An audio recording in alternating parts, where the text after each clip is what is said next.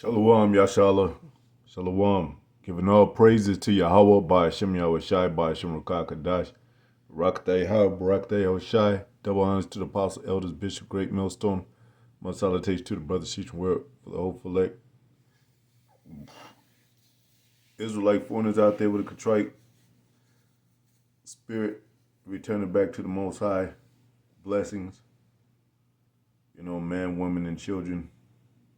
Men, women, and children, This is the end of the world. So, a real quick video.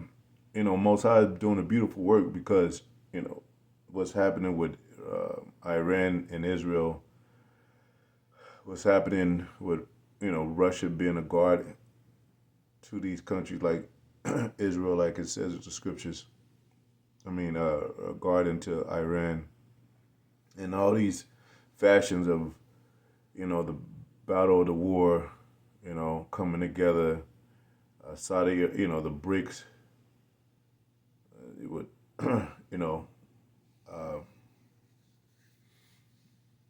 Brazil, Russia, India, China, and South Africa and Saudi Arabia joined, and I think North Korea has talked about them possibly joining, and even if not, they're still allies to some sort of way,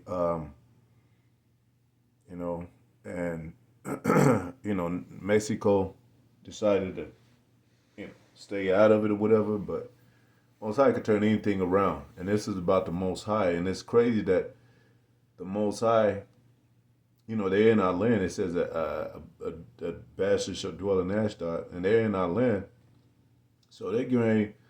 That would have been us getting bombed on if we were still in Israel. So Most High set them up for a duke and a nuke, set a booby trap.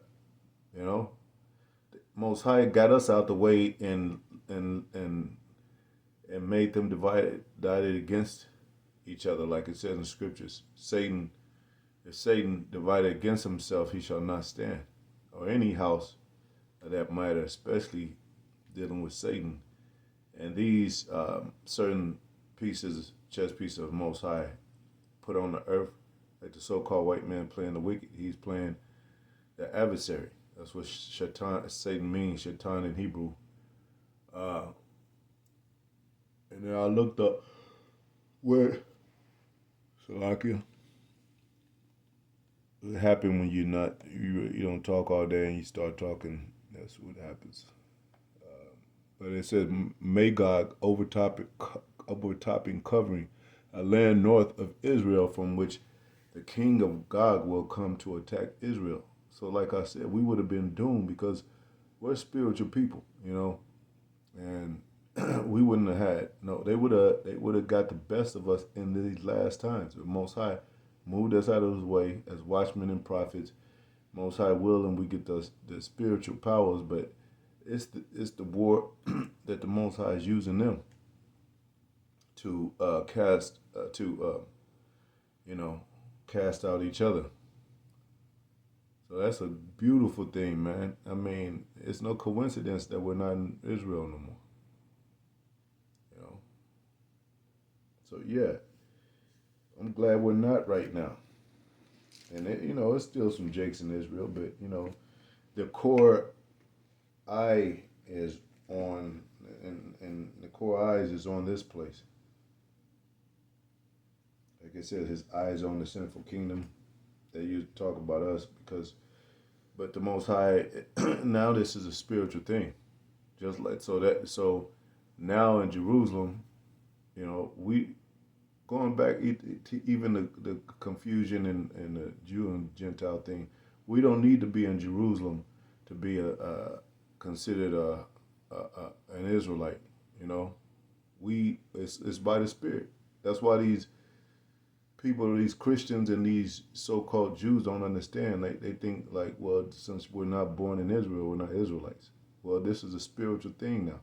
This is spiritual Babylon. This is Rome right over here again, right here in America. So, yeah.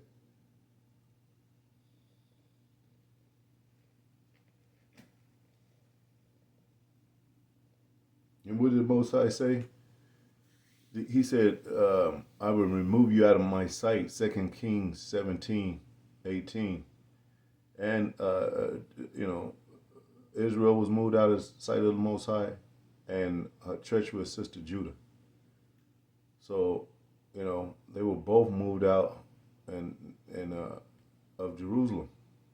You know, we fled from the Romans 70 A.D. You know, so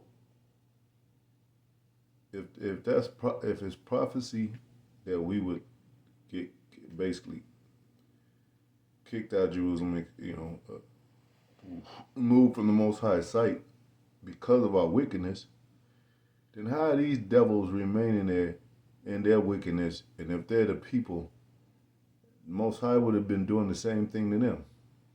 Even to this day, they would have been kicked out of somehow. The Balfour Declaration wouldn't have happened. The 1948 stuff wouldn't have happened. Most High said, "Nah, you ain't going back to Jerusalem."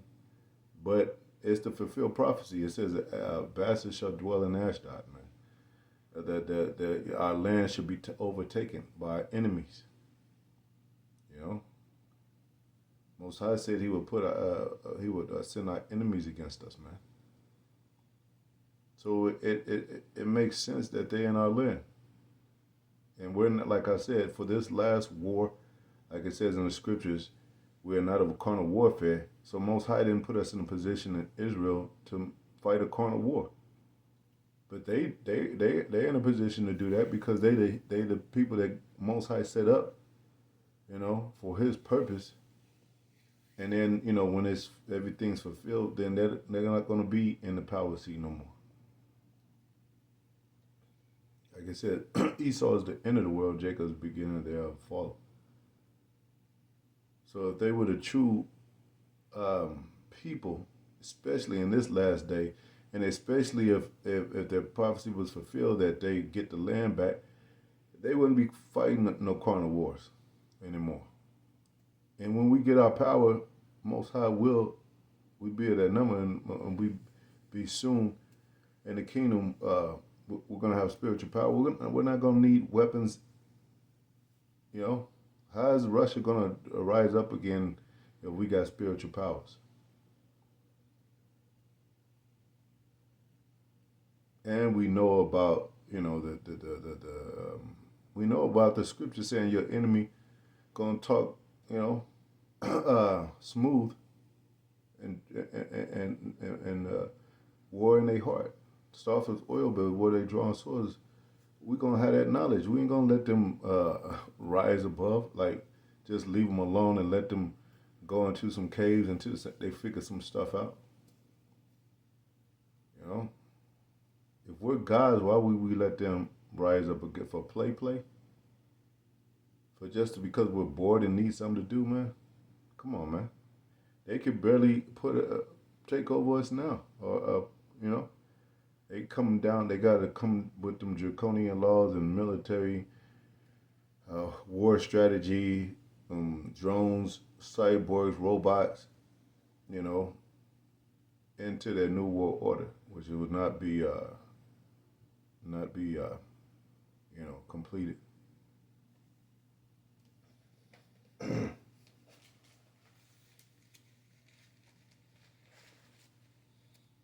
So, I'll get that scripture. Let me see. This won't be long, man.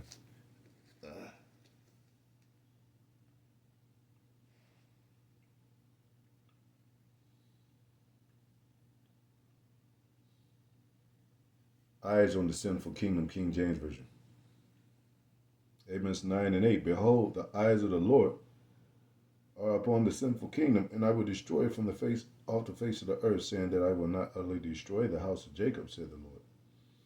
And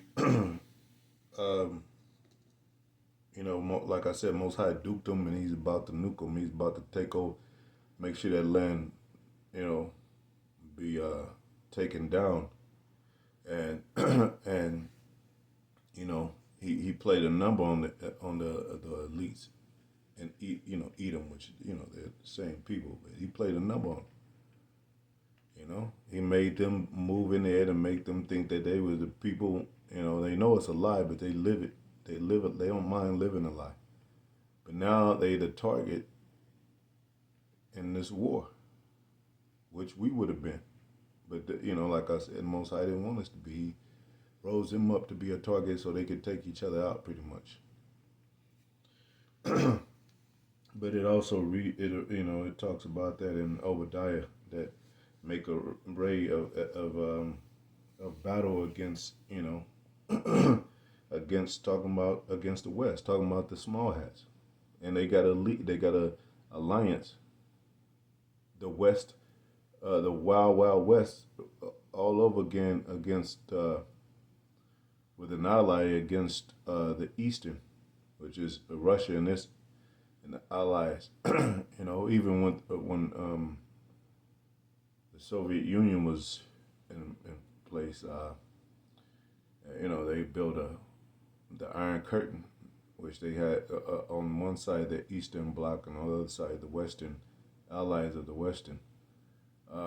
So, Most High been dividing this devil for it's the manifestation of things about to come to surface. That's what it is. The house divided against itself shall not stand, and that's going to become manifest. But you can read all Obadiah.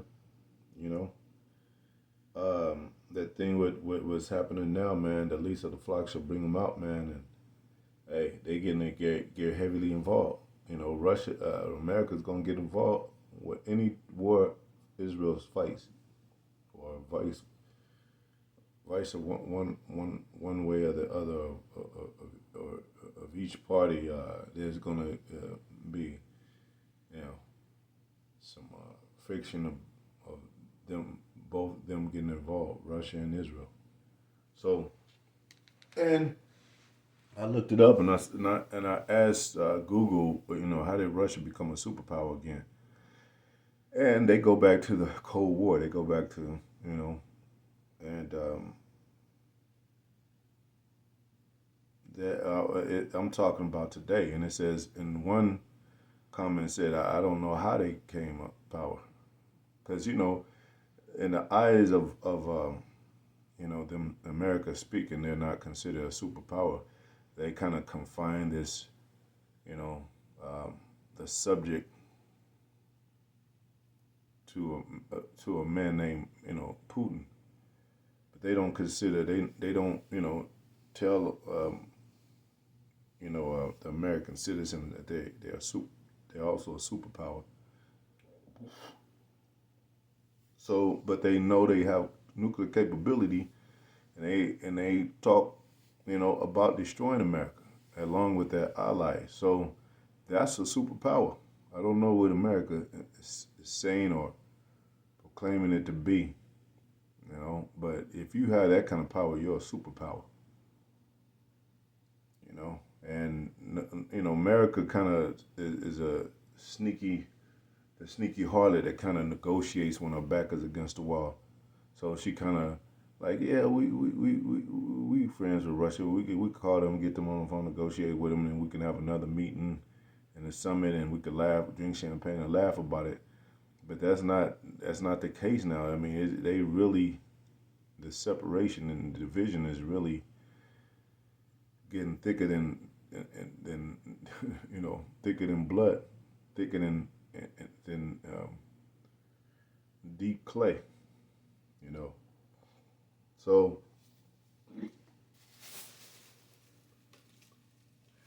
to answer that comment, how did Russia become a superpower? Well, the Most High did it. He reigned in the kingdom of men, set up the bases of men, and give it to whoever he will. And this is for a particular purpose. So this is not going to be a rulership forever that they have. Them ruling the world. It says the earth was given to the hand of the wicked. But what did Most High say? He's going to break the staff of the wicked. So that kingdom is not going to last forever. This kingdom is not going to last forever. This reign of Esau with the power of weapons, military, and the dwelling of fatness of the earth through his, by means of colonizing with democracy and religion and a form in the military to back it up in case nobody wants to conform, right down to this MOTB, will be taken down. Like I said, he will not. So he disappoint. So he cannot build his enterprise. Disappoint him. And that's what the Most High gonna do. They don't think they be close, and the Most High just gonna like, yeah, he going down. Anyway, hope it was edifying. Just want to mention a few things. Shalom.